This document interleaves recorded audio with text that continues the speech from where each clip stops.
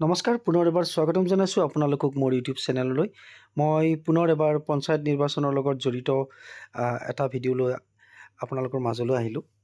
আজি মই এই ভিডিঅ'টোত মানে পুলিং বিষয়াসকলক পুলিং এজেণ্টসকলক যে আপোনালোকে এণ্ট্ৰি পাছ ইছ্যু কৰি দিব, সেই এণ্ট্ৰি পাছখন কেনেকুৱা ধৰণৰ হ'ব মই এটা চেম্পল আপোনালোকক দেখুৱাম আৰু কেনেকৈ আপোনালোকে ফিল আপ কৰি দিব।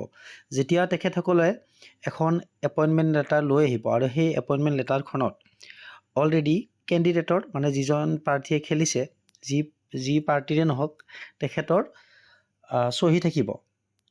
যেতিয়া আপোনাক সেই এপইণ্টমেণ্ট লেটাৰখন দিব তেতিয়া আপুনি ডাইৰেক্ট তেখেতসকলক এণ্ট্ৰি পাছ নিদিব। আপুনি প্ৰিজাইডিং বিষয়া হিচাপে চাব যে যিটো চহী কৰা আছে প্ৰাৰ্থীৰ, সেই প্ৰাৰ্থীজনৰ চহীটো আপোনাক এটা স্পেচিমেন ছিগনেচাৰ শ্বীট এটা দিব, আৰ্হি মানে ছিগনেচাৰ কিছুমান দিব মানে কেণ্ডিডেটৰ।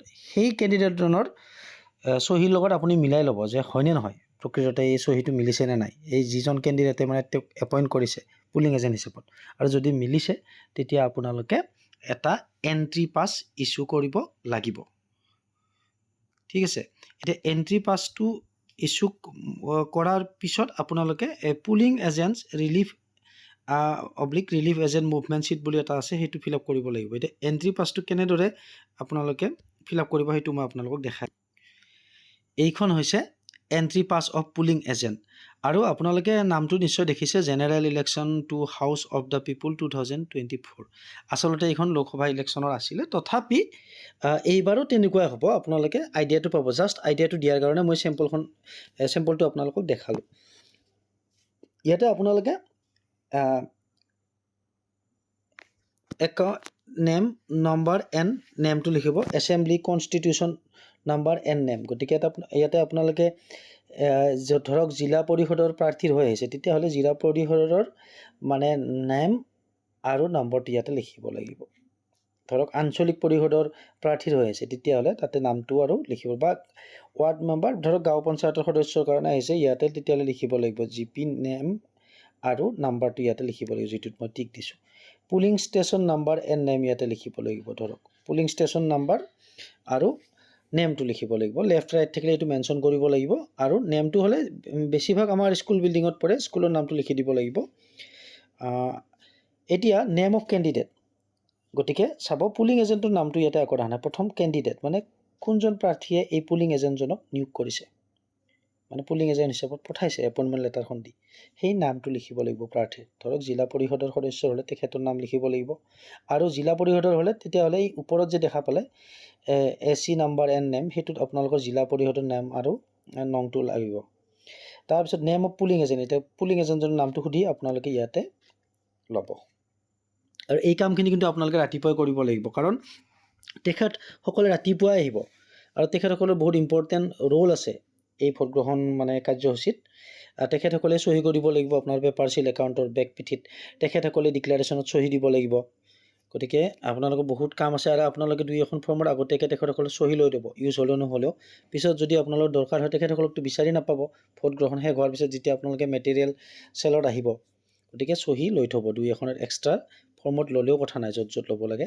তাৰপিছত এতিয়া পুলিং এজেণ্টজন যে আহিলে, মই যে ইয়াতে টিক দিলোঁ, পুলিং এজেণ্টজন যে আহিলে তেখেতৰ আকৌ কোনোবা ৰিলিফ এজেণ্ট আছে নেকি? মানে কেতিয়াবা দুজন দিয়ে, ধৰক এজনে দিনটো নাথাকে, 1 বা 1:30 বজাত গুচি যাব, তেখেতৰ সলনি আৰু এজন আহিব। তেখেতে যদি কয় হয় আৰু এজন আহিব, তেতিয়াহ'লে সেই নামটো ইয়াতে লিখিব লাগিব। ইফ এনি বুলি দিলে ইয়েছ বুলি দিব লাগিব। ইয়েছ বুলি দিলে ইয়াতে ইফ এনি বুলি দিছে, ইয়েছ বুলি দি থ'লেও হ'ব, নামটো নিলিখিলেও হ'ব। কিন্তু পিছত কিন্তু তেখেতক আকৌ এণ্ট্ৰি পাছ দিওঁতে কিন্তু ইয়াতে তেখেতৰ আকৌ ফিল আপ কৰিব লাগিব এইখিনি। ঠিক আছে, আৰু ইয়াতে ডেটটো দিব লাগিব, আৰু ইয়াতে signature of the presiding officer, এইখিনিয়ে হ'ব। এইখন হ'ল আমাৰ entry pass of polling agent. এতিয়া মুভমেণ্ট শ্বীট এটা আছে, মানে পুলিং এজেণ্টসকল অহা যোৱা কৰি থাকে। গতিকে কোনোবা এজন ৰিলিফ ল'লে, তেখেতৰ ঠাইত আৰু এজন আহিল, সেই প্ৰাৰ্থীজনৰে যিজন প্ৰাৰ্থীয়ে দিছিল, ধৰক এজনে আধালৈকে মানে ডিউটি কৰিলে আৰু এজন আহিল, তেতিয়া কিন্তু তাতে সেই মুভমেণ্ট শ্বীটটোত আপোনালোকে ইয়াতে অন্তৰ্ভুক্ত কৰিব লাগিব। এতিয়া আহক আমি মুভমেণ্ট শ্বীটটো চাই লওঁ কেনেকুৱা ধৰণৰ হ'ব। এইটো চাব আপোনালোকে, polling agent relieving agent movement sheet. গতিকে ইয়াতে মই অকণমান জুম কৰি দেখাইছোঁ, চাব চিৰিয়েল নাম্বাৰ আছে, no and name of parliament constituency, ইয়াতে আমাৰ এই জিলা পৰিষদৰ হ'লে জিলা পৰিষদৰ হেৰি হ'ব, আৰু মানে আঞ্চলিক পঞ্চায়ত হ'লে আঞ্চলিক হেৰিৰ নামটো হ'ব ইয়াতে, সেইখিনি আপোনালোকে জানিব পাৰোঁ। Number and name of assembly segment, গতিকে ইয়াতে আপোনালোকে এই জিলা পৰিষদৰ আঞ্চলিক পৰিষদৰ এইবিলাক লিখিব লাগিব।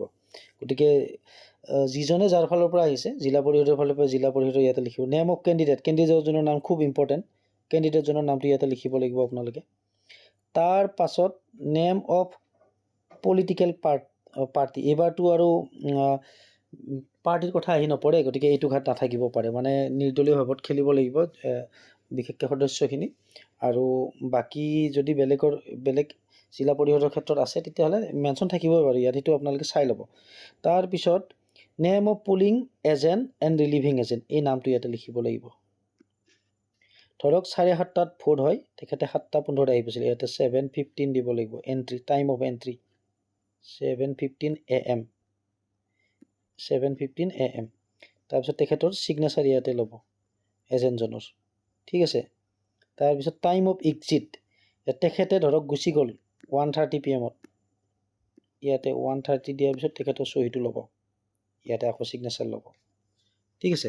এতিয়া মই ইয়াতে আৰু এটা কথা ক'ব খুজিছোঁ, তেখেত গুচি যোৱাৰ পিছত আৰু এজন আহিল, তেতিয়া আপোনালোকে কি কৰিব, পুনৰ একেটা প্ৰচেছ। ইয়াতে ধৰক চিৰিয়েল নম্বৰ 1 দিছিলে, 1ৰ পিছত 2 থাকিব বেলেগ, কাৰণ এখনে নহ'বতো, এজনে নহ'ব, বেলেগ বেলেগ প্ৰাৰ্থীৰো আহিব।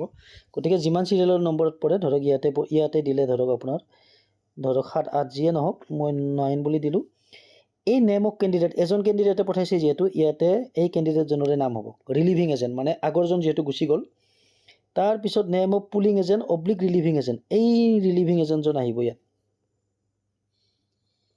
অহাৰ পিছত কিমান টাইমত আহিল, গোটেই 1:30 বজাত গৈছে আগৰজন, চাব এইখিনি অলপ জুম কৰি দেখাইছোঁ মই। আগৰজনে 1:30 বজাত গ'লে, এই 1:30 বজাতে আকৌ দ্বিতীয়জন আহিল, গোটেই টাইম অফ এণ্ট্ৰি ইয়াতে 1:30 হ'ব। এই প্ৰথমজনৰ যোৱা টাইমটো দ্বিতীয়জনৰ এণ্ট্ৰি টাইম হ'ব ইয়াত, আৰু ছিগনেচাৰটো ইয়াতে ল'ব লাগিব, আৰু তেখেতে হয়তো শেষলৈকে থাকিব লাগিব, তেতিয়াহ'লে ইয়াতে ল'ব লাগিব 5:30লৈকে, 5:30 ইয়াতে ল'ব লাগিব, আৰু ইয়াতে ছিগনেচাৰটো ল'ব লাগিব তেখেতৰ। আৰু কেতিয়াবা এজনে থাকে 7:15 বা 7টা বজাত যদি আহিল, কেতিয়াবা 7:30 আহে যে, একেবাৰে শেষলৈকে থাকিলে ইয়াতে 5:30 দিব লাগিব এজনে, তেতিয়া ৰিলিভিং এজেণ্টৰ কথা আহি নপৰে বাৰু। গতিকে এইখন হৈছে polling agent, relieving agent, movement sheet. ঠিক তেনেকৈ ভিজিটিং ছিট এটাও থাকিব, সেইটো মই নেক্সট ভিডিঅ'ত পাৰিলে নিশ্চয় লৈ আহিম। আজিৰ ভিডিঅ'টোত এইখিনিয়ে আছিল। ভিডিঅ'টো শেষলৈকে চোৱাৰ বাবে আপোনালোক সকলোলৈকে ধন্যবাদ জ্ঞাপন কৰিছোঁ। কিবা ভুল ভ্ৰান্তি থাকিলে আপোনালোকে নিশ্চয় কমেণ্ট ছেকশ্যনত মোক আঙুলিয়াই দিব।